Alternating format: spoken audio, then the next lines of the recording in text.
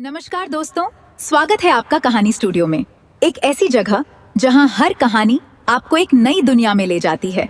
यहां आपको मिलेंगी दिल को छू लेने वाली इमोशनल स्टोरीज, रहस्यमयी किस्से और प्रेरणादायक घटनाएं। रात चाहे जितनी भी गहरी हो, सुबह उतनी ही खूबसूरत होती है। भारत के एक छोटे से गांव में जहां टूटी हुई मिट्टी की दीवारें थी, जहां बारिश में छत टपकती थी, बिजली का आना किसी त्योहार से कम नहीं था, वहां रहती थी एक छोटी सी लड़की। गरीब घर, पुरानी किताबें, लेकिन उसके सपने बहुत बड़े थे। हर शाम सूरज जब खेतों के पीछे छिप जाता तो उसके अंधेरे घर में एक छोटा सा दीपक जलता था। उसकी कमज़ोर रोशनी के नीचे वो लड़की घंटों पढ़ाई करती थी। कमरे में धुआं भरा रहता था, आंखें जलती थी, लेकिन उसकी नज़रें कभी किताबों से नहीं हटती थी। उसकी माँ सुबह से शाम तक मेहनत करती थी, कभी खेतों में तो कभी सब्जियाँ बेचकर, कभी कभी तो दूसरों के घरों में काम भी करती थी। थके हुए हाथ, लेकिन चेहरे पर हमेशा एक उम्मीद होती थी। हर रात वो अपनी बेटी के सिर पर हाथ फेरकर कहती, थोड़ा और पढ़ ले बेटी, तेरी पढ़ाई ही हमारी ज़िंदगी बदल सकती है। लेकिन ज़िंदगी इतनी आसान नहीं होती है।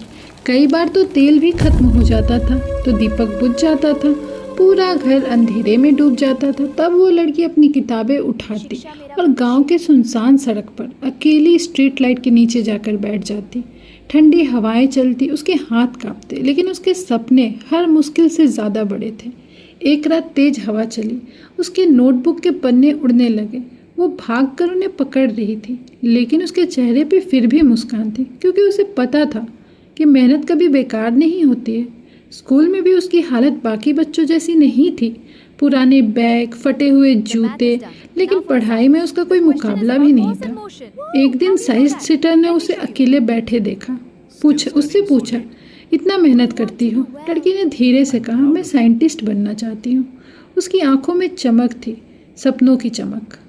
टीचर ने कुछ देर उसे देखती रही, फिर उन्होंने उसे अपनी पुरानी साइंस की किताबें दे दी, जिसमें उसने पहली बार ग्रहों, रॉकेट्स और तारों के बारे में पढ़ा। उसकी तो पूरी दुनिया ही बदल गई। अब वो हर रात आसमान के चमकते हुए तारों को देखती और सोचती, एक दिन मैं भी यहाँ तक पहुँचूंगी। लेकिन उसी समय उसके घर के हालात और ख़राब होने लगे। उसके पास फीस भरने तक के पैसे नहीं थे। उसकी माँ कई रातों से सोई नहीं थी, और फिर एक दिन वो चुपचाप अपनी शादी की सोने की चूड़ियाँ लेकर गांव के छोटे ज्वेलरी शॉप पे गई।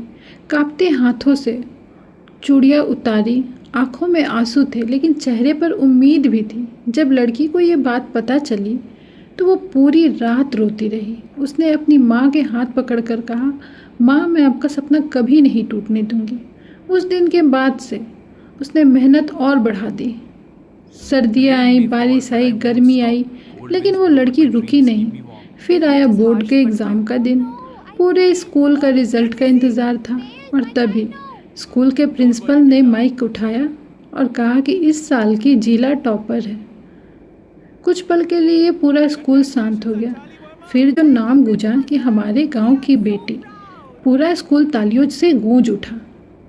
उसकी माँ रो पड़ी, पिता की आंखें भर आई, लेकिन लड़की चुप थी, क्योंकि उसे पता था कि ये मंजिल नहीं है, अभी तो सिर्फ शुरुआत हुई है। उसने शहर में बड़े साइंस कॉलेज में दाखिला मिला।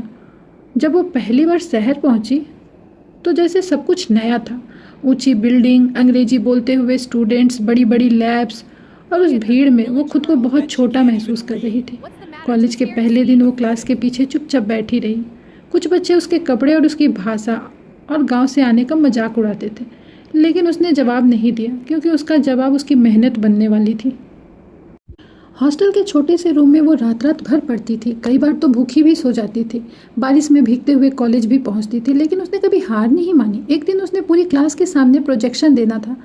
उसके हाथ कांप रहे थे, आवाज़ रुक रही थी, कुछ बच्चे हंस भी रहे थे, लेकिन तभी उसे अपनी माँ का चेहरा याद आया, और उसने गहरी सांस ली और बोलना शुरू किया। धीरे धीरे उसका डर खत्म होने लगा। अब वो लाइब्रेरी में सबसे देर तक बैठने लगी।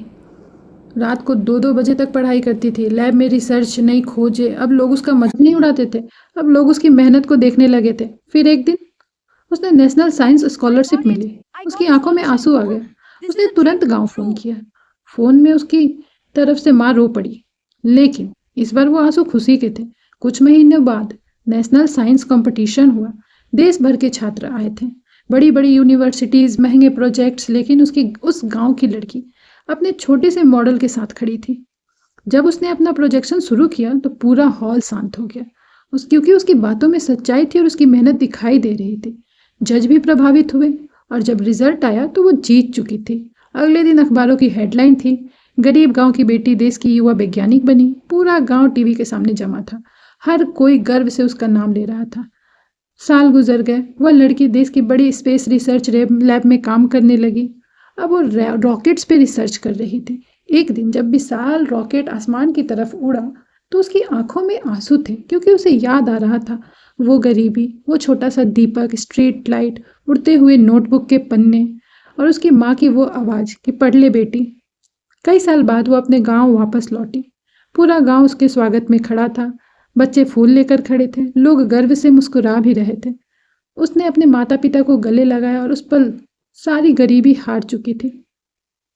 फिर उसने गांव के बच्चों से कहा, अगर सपने सच्चे हो तो हालात मायने नहीं रखते हैं। उसकी प्रेरणा से अब गांव में नई स्ट्रीट लाइट लगी। जहां कभी वो अकेली पढ़ती थी, आज वहां दर्जनों बच्चे पढ़ते हैं। और एक रात तारों भरे आसमान के नीचे खड़ी होकर वो मुस्कुरा रही थी, क्योंकि अब उसे यकीन था कि सपने सच होते हैं अगर इंसान हार ना माने तो। अगर कहानी पसंद आई हो तो वीडियो को लाइक जरूर करें, अपने दोस्तों के साथ शेयर करें और चैनल कहानी स्टूडियो को सब्सक्राइब करना मत भूलिए। मिलते हैं अगली कहानी में, तब तक के लिए अपना ख्याल रखिए। Goodbye and see you in the next story.